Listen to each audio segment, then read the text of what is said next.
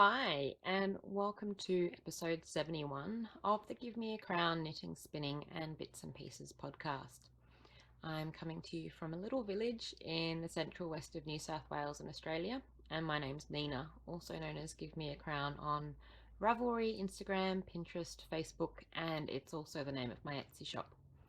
Today is Wednesday, the 14th of June 2017, and it's lovely to have your company. I want to say a big thank you to those who reached out after last episode and were very encouraging about the sewing projects that I shared. I don't have any sewing projects to share this week, but I do have an acquisition related to a future sewing project. I've also been wearing my knitted skirt a lot, and it's definitely been keeping me cozy. So once I've given it a bit more wear, I'll sort of share some thoughts with how it's holding up, but so far, so good. We have an anything goes knit along going on in the Ravelry group, so if you are finishing off any projects in the near future, then feel free to pop by the Ravelry group and have a look and see if you're eligible to enter into that. It would be lovely to see what kind of projects you're working on and why you're working on them. And speaking of giveaways, because that has a yarn prize, I have got these yarn minis to give away. So these minis were kindly donated by Daydream Yarns, and there was a prompt to go and check out the Daydream Yarns Etsy shop and let us know which yarn you liked, and also if you felt like it, letting us know what you want to do with that yarn. And it was a lot of fun reading through the answers. So there's 6 minis there, and I've popped all the entries into the hat, shaking them around. Oops, I shouldn't be looking, should I? And I have drawn out, if I could read my writing, I think it's L-M-E-C-O-L-L. L-Mecol? Mecol? I'm sure you know who you are, and I'll write it down there somewhere in case you can't read that. But if you could get in touch with me on Ravelry, send me a private message and let me know your address, and I will get those minis your way. So thank you to everyone who took part in the giveaway, and also thank you to Daydream Yarns for providing those wonderful minis. So I have a finished object, and I've got some works in progress to share with you this week. So my finished object is this beauty. So this was a spinning project, and last time I had spun up all the singles, and they'd taken a fairly long time to spin up. And after the last episode, I decided to ply them, and I did a chain ply. So when I had the singles on the bobbin, I sort of did some looping so that it essentially is a 3-ply, and it tries to maintain the colors in the order that they were on the bobbin. I ended up with 384 meters in 100 grams, so I'm not too surprised that it took me a couple of evenings to actually get this plied up. So if I have 384 meters in a 3-ply, that means I must have had over 1,000 meters or over a kilometer of singles. So that's pretty good. I don't think I've ever spun such a fine yarn. I've been sort of progressively getting finer and finer with my spinning, and I'm pretty impressed. So this is a Renanoli fiber. It's a 75% merino, 25% nylon in the Electric Dreams colorway. And when I had finished plying it up, I gave it a soak, and there was a substantial amount of dye that came out of the fiber or out of the yarn, and it happens from time to time. I think it happens, from my experience, it happens more so with fiber than with yarns, and I don't think I've had it happen with any of the Renanoli yarns that I've ever purchased. But with fiber, just the way that fiber can hold on to dyes, I think means that there's more chance of it potentially leaking out. It didn't affect the colors at all, so it's just sort of excess dye that hadn't been absorbed by the fiber. was sort of coming out, and I gave it a few soaks, and then there was no more dye coming out of it. So I don't expect this will bleed at all when it has been knit up into something and has a wash. I'll just unravel it a little bit so you can see what it looks like. So there's a lot of different colors going on in there. There's all these blues and grays, and a little bit of purple here and there and a little bit of green. But from when I was applying it up, it gave me the impression that it will do the micro striping that I was after. I didn't color manage it in such a way as to sort of do bigger chunks of color, but what I was hoping for was that I would get at least 1 to 2 rows of a color before it changes into the next color, and I think I'm going to be able to achieve that. I haven't really decided exactly what I'm going to do with this yet, but one of the entries in the Anything Goes Knit Along was a pair of mittens, fingerless mittens that have a bit of ribbing up the top that flips down so that you can sort of expose your fingers or not, depending on how cold it is. And I was thinking that that might be something nice to make for my mum. She spends a lot of time outdoors in winter, and I knit her some fingerless mitts last year that I gave her for Christmas, and I think this might be a nice sort of addition to her fingerless mitts collection.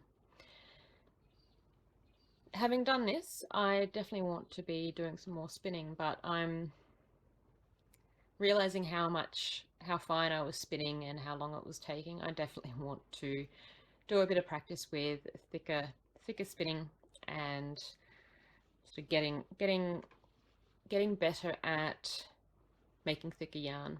And it's something that I had heard a lot when I first started spinning, is that you sort of, as you progress, you spin finer and finer. It becomes easier to spin finer, and I don't know, I just haven't spent enough time. I talk about it every now and then that I want to learn to spin more woolen spun yarns and what have you, and I really do need to just get on with it and try it out. So my works in progress, I've got a few, and I think I'll start with my newest work in progress. And it's going to be a little bit hard to show because I've got lots and lots of yarn balls attached, and it's a bit of an odd shape. So a few months ago I ordered these balls of yarn from Bendigo Woolen Mills. They are in the 10-ply luxury autumn range in the butterscotch colorway, and the intention was to knit a cabled jumper with it. So I've used this before to knit a cabled cardigan, and I really wanted a pullover or jumper to add to my collection. And what I decided to do, I looked at a bunch of different patterns on Ravelry. I've been sort of collecting them up into a bundle, and looking through them, I decided I wanted to go for a pattern called Rhapsody in Cables by Joji Locatelli. And the previous cabled cardigan that I knit was also by Joji, so it's I knew that it would be a good pattern to use. So I don't know how to show this. I don't even know which way is up. This way is up, I think. Okay. So this is how it's looking. And it's an odd construction. So it starts with a provisional cast on, and I won't go into too much detail because I don't want to sort of give it all away. But because I had some problems with a provisional cast on recently, I went back and I had a look at Isolde's provisional cast on instructions, because the previous time I just sort of randomly googled it and took the first one that I saw, and it failed me miserably. And I remembered that Isolde had a good one, so I went back to Isolde's blog and did hers. I tested it out on a small bit of knitting first, and I was able to unravel the provisional cast on easily, so then I felt confident to do it on this.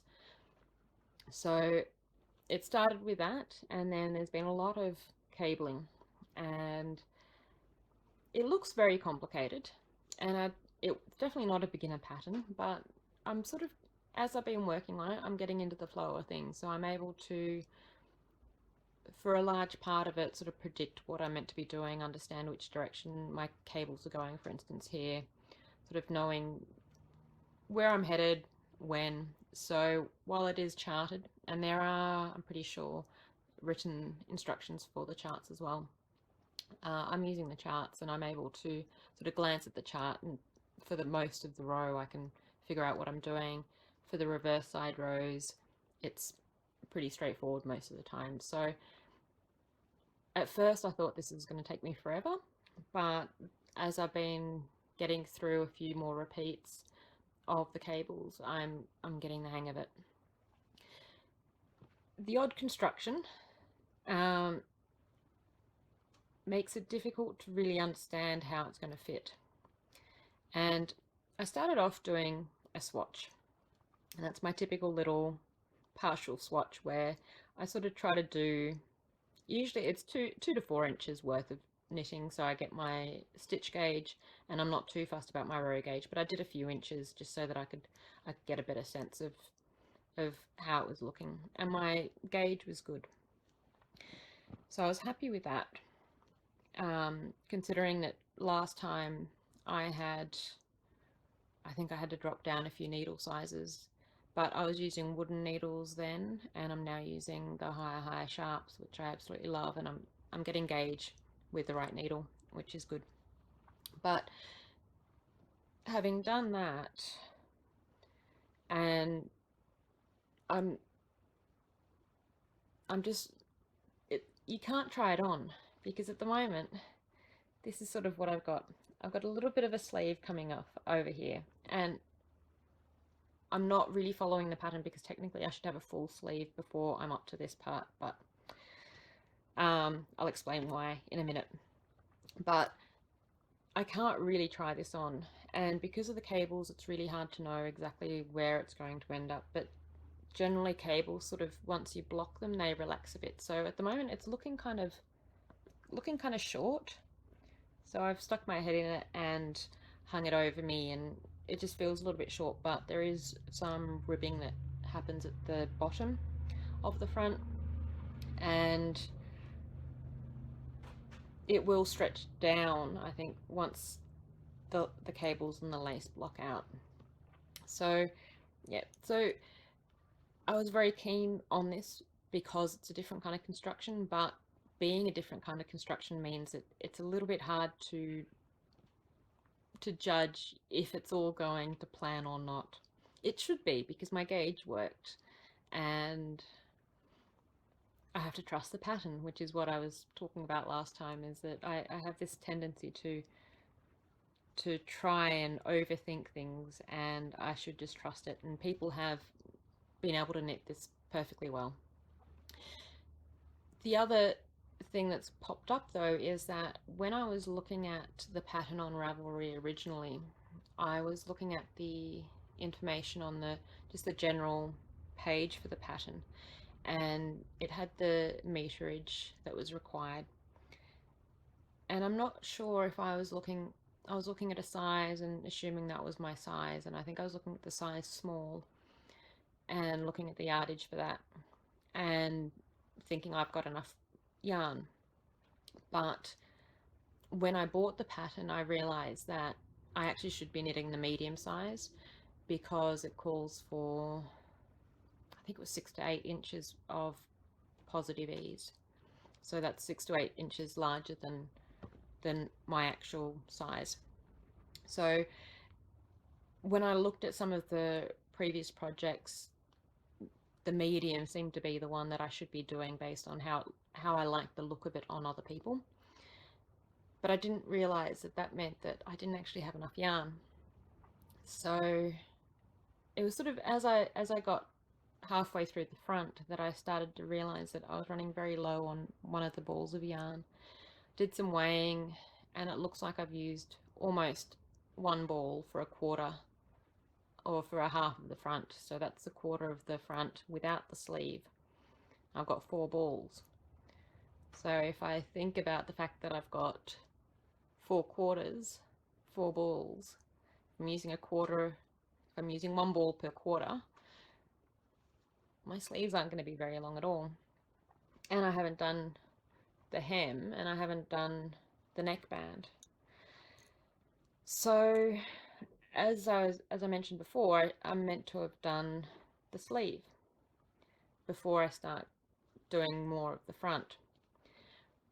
But I paused because I started to realize that I could be playing yarn chicken with this project.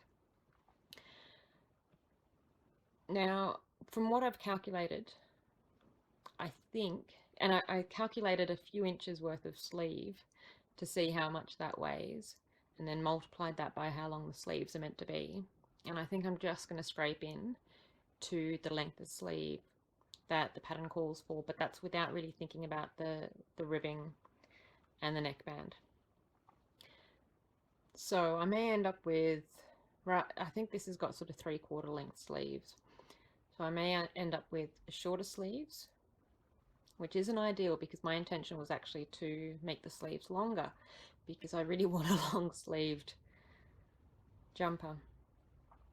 So I went to the Bendigo Woolen Mills website, and because it's a limited edition yarn, they've sold out of this particular colorway. So I went to the Ravelry group and had a look, and they have a sort of a swaps section. So I'm just having a bit of that dilemma about whether or not I order a new skein of yarn, or like try to find somebody to order a new skein of yarn from, somebody who's going to give it up. But considering it's a limited edition, I don't know if anyone's going to quite so soon after they were actually sold. Or do I just have shorter sleeves? It's going to be a chunky jumper. Dilemma. So I think it's going to be amazing. Trying to look at the positives. But I really want long sleeves. Another option is to get a different color for the cuffs, maybe. Maybe I could do the ribbing. I've got a white in this Templi, or a creamy white, but it might just look a bit strange. But these are the things that are going through my head, and I'm sure that by the time I record next, I'll have a better sense of what I'm doing. So for the time being, my solution was to just put a hold on the sleeves, keep going, and then I'll have a better sense of how much yarn I've got left once I finish up the rest of the front. And I think I do the back part then, and then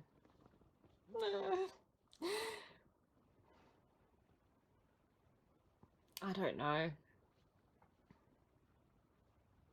I don't think I can put another color with it because I think it'll look a bit strange. I think it needs to be the same color. Oh well, I will stop bothering you with those thoughts of mine. But another thing that I thought I should share, so because I put the sleeve on hold, I'm using one of my high cables, and what I've done is I have the little connector, and I've just put the connector in between the two ends of the cable, so that holds that in place rather than having to put some holding yarn through there. For another cable that I've got over here, which I don't even know what it is, I have the stoppers. So if I had more stoppers, I could have used those on the sleeve, but putting the cable connector works just as well. So these are coming very handy, and I probably need to get more if I continue to do these sort of strange construction jumpers. It definitely saves a lot of time leaving a cable on there rather than threading yarn through there. What else? I love the way that the cables pop. The cables are popping really, really nicely, and I knew that would happen based on the previous cardigan that I've knit with this Bendigo Woolen Mills luxury yarn. So I'm really happy with how that's going. Just a little bit disappointed that I didn't figure out that I didn't have enough yarn.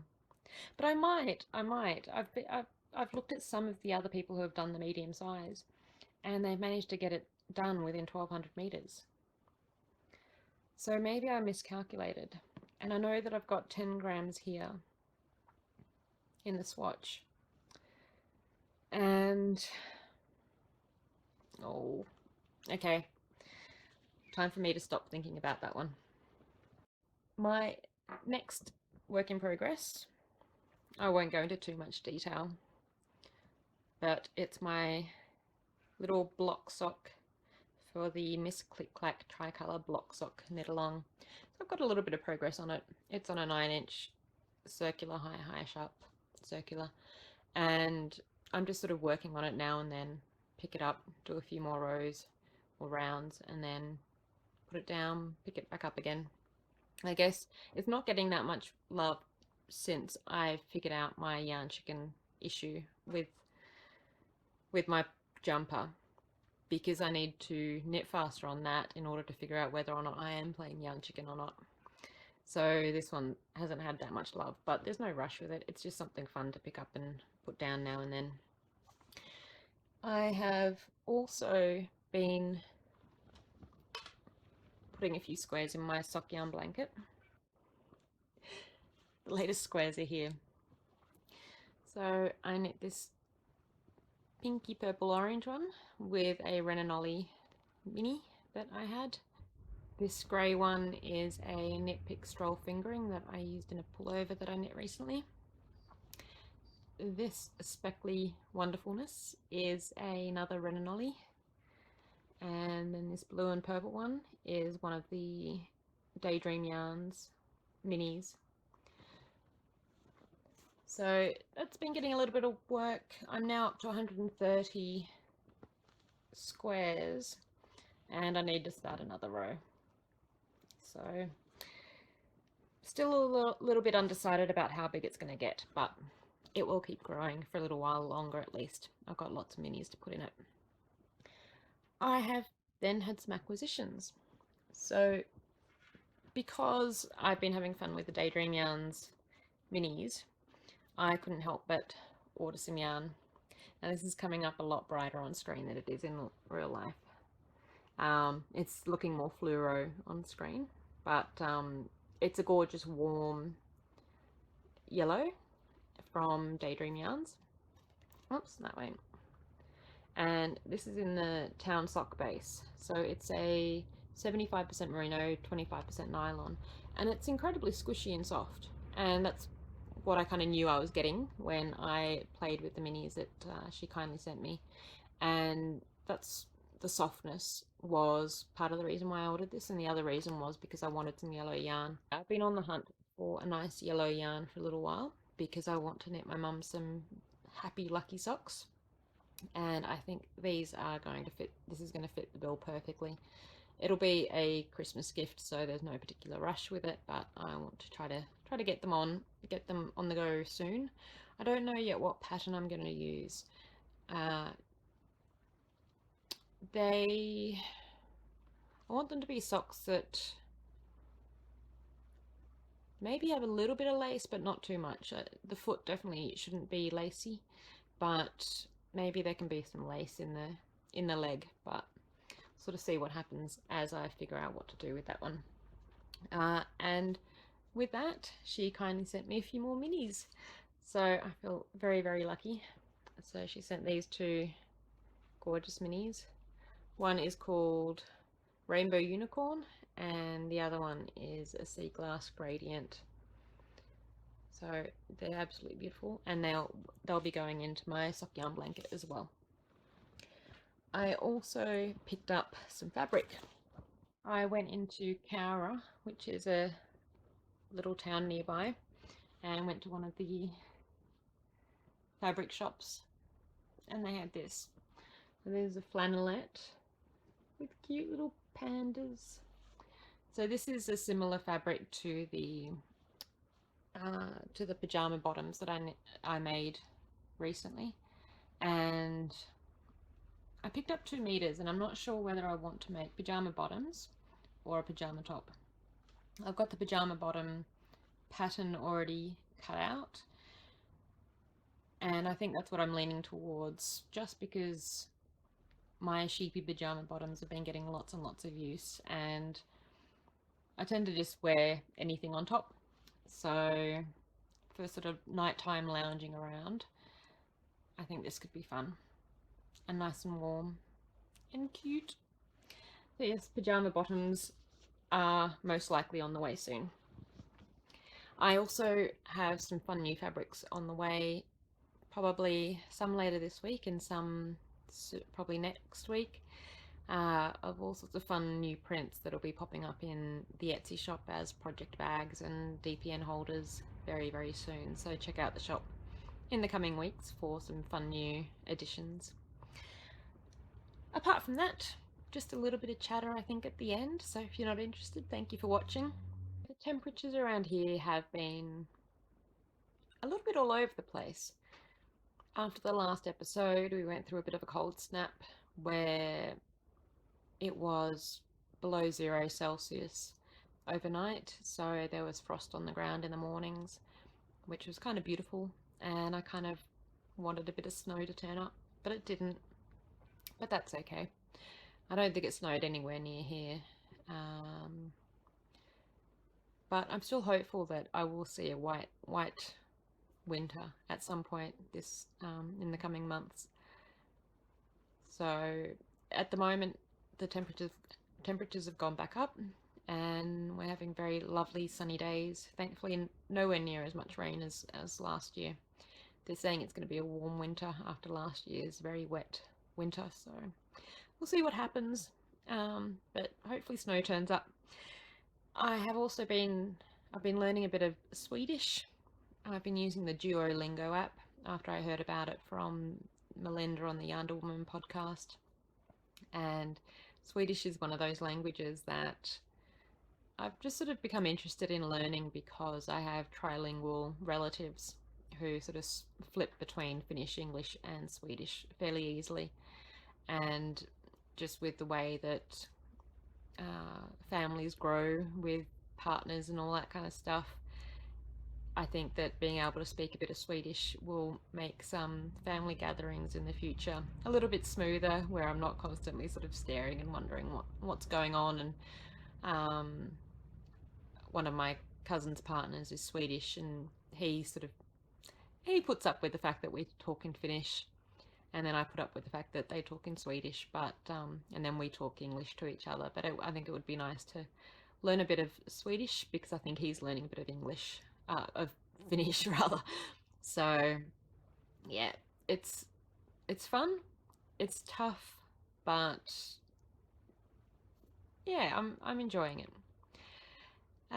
Don't forget to pop by the Ravelry group if you want to take part in the Anything Goes knit along. There's a skein of Dingo Dye Works Fair Dinkum fingering weight yarn in the Uluru colourway up for grabs for finished objects, but you can chatter away in there as well about what you're working on. And I think at the end of this video I'll pop in some footage of some of the birds that I've been spotting around. There have been parrots in the garden. They seem to, I guess, turn up as the temperatures cool down. They're sort of they're spending a lot more time in my garden rather than wherever else they go during the warmer months. And I've also been spotting some other types of birds in the village, so I'll put in some footage. I think I'll leave it there. It's time for another coffee and a little bit of work. So I hope that you're having lots of fun with your crafts and maybe learning something new as well. It's always fun to learn new things. It just stretches the brain a little bit, and it feels good when you try something for the first time and manage to get it done, or learn something from it if you don't manage to get it done. I will be back in a few weeks. So until then, have fun and I'll see you soon.